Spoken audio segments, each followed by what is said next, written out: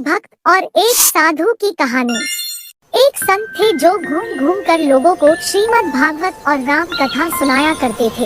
एक कथा सुनाने के लिए 1 लाख रुपया लेते थे।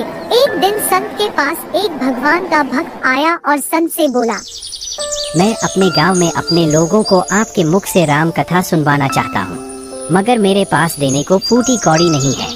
क्या आप हमारे गांव वालों को मुफ्त में कथा सुनाने को चलेंगे? संत मुफ्त में कथा सुनाने के लिए तैयार नहीं हुए। उन्होंने कहा, जब पैसा इकट्ठा हो जाए तो मेरे पास आना। उस भक्त ने जैसे तैसे संत को राम कथा सुनाने के लिए तैयार कर लिया। फिर संत उसके गांव गए और उसको कथा सुनाने लगे। कथा समाप्ति के बाद भक्त संत को अपने घर में एक कमरे में ले गया और बोला, संत जी, क्या आपको इस कमरे में कुछ दिखाई दे रहा है? मुझे तो इस खाली कमरे में कुछ भी नहीं दिखाई दे रहा है।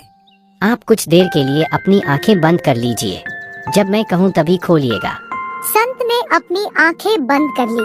कुछ देर के बाद भक्त बोला, संत जी, अब आप अपनी आंखें खोलिए। संत ने जैसे ही आंखें खोली तो देखा कमरे में एक लाइन से सोने की अशर्फियों का ढेर लगा है। कमरे में इतनी सारी दौलत देखकर संत का सिर चकराने लगा। तभी भक्त बोला, आप जितना चाहे सोने चांदी हीरे जवाहरात ले सकते हैं।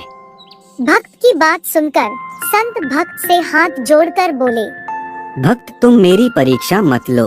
तुमने मेरी आंखें खोल दी। आज से मैं लोगों को बिना पैसे कथा सुनाऊंगा।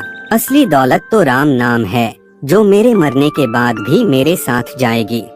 जब विद्या आ जाती है, व्यक्ति स्वयं को जान जाता है, तो फिर वो एक ही काम कर सकता है जो श्री कृष्ण भगवद गीता में बताते हैं, निष्काम कर्म। इसी प्रकार हनुमान जी ने पूरी रामायण में स्वयं के लिए कुछ नहीं किया, व्यक्तिगत स्वार्थ के लिए कुछ नहीं किया। जिस दिन विद्या आ जाएगी तब व्यक्ति जो भी करेगा राम के लिए करेगा। यही बात संत पर भी लागू हुई।